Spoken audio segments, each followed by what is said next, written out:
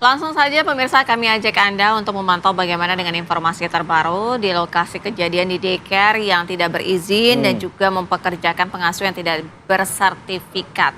Kita ajak Anda bergabung bersama dengan Aurelia Zafira yang akan menginformasikan kepada Anda. Silakan Aurel.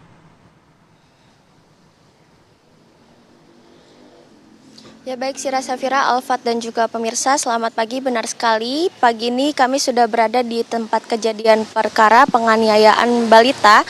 Tepatnya ada di Pengasinan maksud kami Depok, Jawa Barat.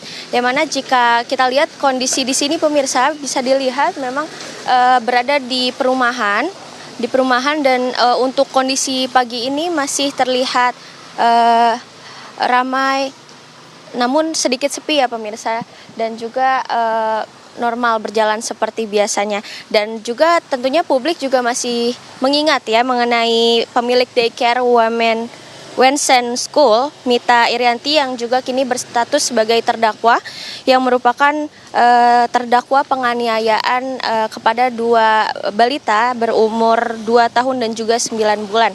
Dan kini juga penganiayaan di daycare atau tempat penitipan anak kembali terjadi di Depok, Jawa Barat. Dan pelaku saat ini bernama Septiana yang menganiaya bayi berinisial KCB berusia 1 tahun 3 bulan. Dan penganiayaan tersebut juga dilakukan sang pengasuh di daycare di tempat kami mengabarkan saat ini, yaitu di Kiddie Space Pengasinan Kota Depok, Jawa Barat. Dan saat ini kami sudah bersama narasumber di sini, yaitu Pak RT Ahmad Rifai. Selamat pagi Pak. Selamat pagi. Ya. Saya mau tanya-tanya sedikit mengenai kasus penganiayaan oleh pengasuh ya di Kiddie Space ini. Bagaimana sih Pak kronologinya? Bisa diceritakan sedikit Pak? Ya, terima kasih. Selamat pagi pemirsa. Untuk kronologisnya yang bisa saya sampaikan seperti ini. Daycare ini sebenarnya bukan yang pemilik daycare. Yang pemilik daycare ini datang ke saya kira-kira bulan Juni pertengahan. Dia nyewa di sini dan akan mendirikan penitipan anak. Dan dia minta izin ke kita sampaikan izin ke lingkungan samping kiri kanan, kalau izin baru kita nanti dilanjutkan ke kelurahan. Setelah itu dia sudah meminta ke kita dan kita sudah mengasih izin. Untuk selanjutnya kita tidak tahu perizinannya seperti apa di Pemda. Untuk selanjutnya daycare ini beroperasi mulai bulan Juli. Kalau untuk yang namanya kegiatan sehari-harinya sih kita lihat biasa-biasa aja. Untuk pengasuhnya kita juga nggak dilaporkan ada berapa pengasuh di sini, kan itu nama-namanya, alamatnya juga nggak dilaporkan. Untuk kejadian ini sendiri pun saya sebenarnya tahunya dari penyidik, karena ada penyidik ke sini. Kebetulan saya ada di lokasi, lagi ada kerjaan di lokasi. Saya tanya ada apa ini Pak? Itu ternyata polisi ini bilang, Bapak siapa? Saya bilang, saya ketua RT, kebetulan ketua RT di sini. Bapak belum tahu. Ya makanya saya bertanya, ada apa? Disitulah dia bilang kalau ada penganiayaan di sini. Untuk penganiayaan itu sendiri kronologisnya nggak paham betul saya. Saya pahamnya dari berita gitu. Untuk selanjutnya sekarang ini anaknya itu sudah berada di rumah sakit, begitu Bu. Untuk keseharian daycare ini sendiri Pak, berarti Bapak pernah melihat nggak untuk pengasuh-pengasuhnya, bagaimana tuh Pak kesehariannya?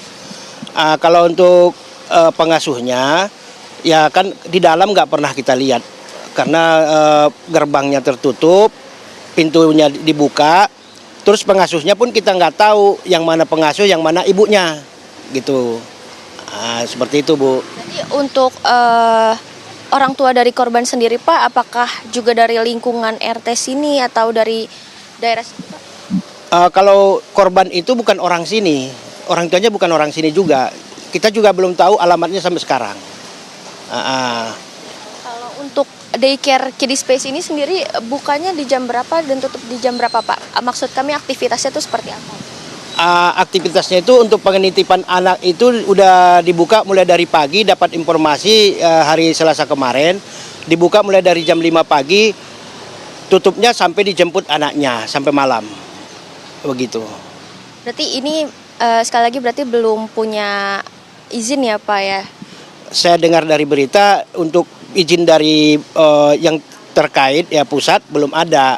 Kalau izin RT kita kan itu semuanya pengurusan dari RT dulu. Selanjutnya kan diurus ke pusat, begitu.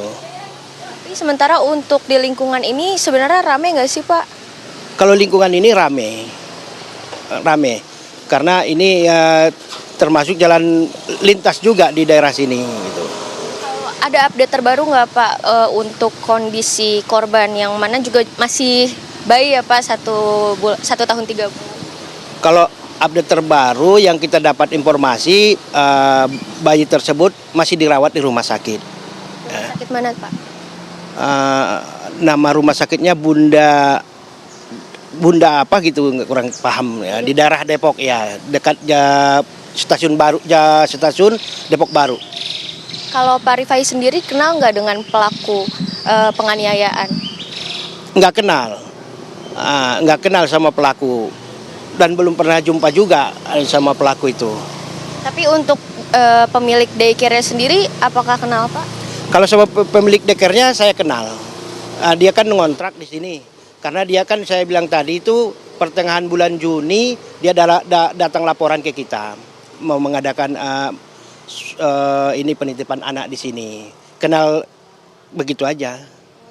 Dari semenjak awal ada informasi kasus penganiayaan ini, apakah sudah bertemu dengan pemilik daycare-nya Pak? Belum, sampai sekarang belum. Belum. Untuk komunikasi juga belum juga. Untuk masalah korban ini belum ada. Belum ada informasi dari pemilik daycare, belum ada sampai sekarang. Kalau dari warga sendiri Pak, sekitar sini ada keluhan nggak Pak? Ya kalau keluhan sih seperti yang kita rasakan semua, pasti miris lah melihat korban itu kan udah menyebar di media ya. Kita sendiri juga sebagai RT nanti udah harus berhati-hati ke depannya. Terima kasih banyak Pak Rifai. Ya baik, Sira Safira, Alfat dan juga pemirsa itu tadi bincang kita dengan narasumber kami yaitu Pak RT, Pak Rifai, Alfat dan juga Sira. Saya kembalikan ke Anda di studio. Baik. Ya, Aurela Zafira mengabarkan dari depan daycare yang bermasalah ya. Semoga ini menjadi pelajaran, tidak terulang lagi di daycare-daycare lainnya. Terima kasih atas laporannya, Aurelia.